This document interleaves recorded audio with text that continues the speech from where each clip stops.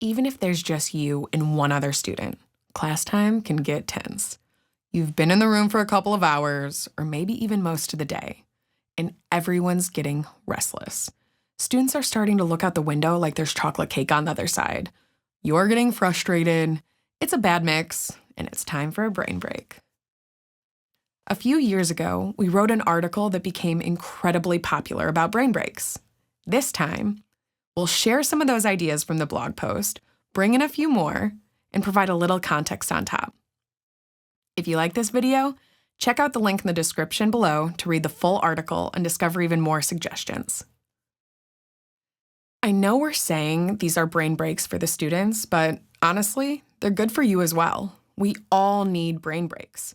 Various studies have shown that back-to-back meetings or prolonged periods of concentration, especially when sitting down, causes stress to build in the brain.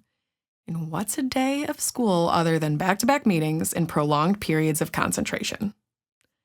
It only takes 5 minutes to bring everyone back on track, and here are a few ways to do it. Now, a lot of people will talk about games or getting up and running around. We'll definitely get to those, but one of our favorites has always been teaching a new skill. Whether it's ASL, ballroom dancing, or even properly tying knots, you're bound to have a talent worth sharing once a day for a few minutes. What's great about this is that skills are active, often manual, but still very quiet and contained.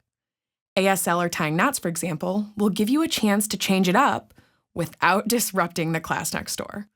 On top of that, students are learning something interesting and important and are able to see you in a different light. Especially since you'll be excited to share with the class, and excitement and enthusiasm are infectious. In case you don't have props like rope hanging around and can only think of skills that won't interest your students, like balancing a budget, then you can always rely on a classic like Would You Rather. Have the class convene in the central area of the room and pose a few thought-provoking Would You Rather style questions. Examples could be, would you rather never have chocolate again or never have ice cream again? Wear your shoes on your hands or write with your feet? The options are endless and lots of fun. Students who pick option A should move to one side of the room, and those who choose option B go to the other. Then everyone meets back in the middle for the next round. If you want to carry this brain break activity to your next lesson, keep track of the numbers you get from the results and have students chart the outcomes. If you have the space and can be a little loud, then freeze dancing is an excellent way to get students up and out of their heads. Play a catchy tune and let the students freely dance, or call out instructions to dance in particular ways, such as dance as if you have a sore foot or dance as if you just woke up. Every so often, pause the music and have students freeze on the spot, likely in comical poses. Another variation of this idea is to use your smartboard to have students dance along with movement songs. The chicken dance, the YMCA, the Macarena. You get the idea. Pull up those wedding reception classics and have a ball with your students.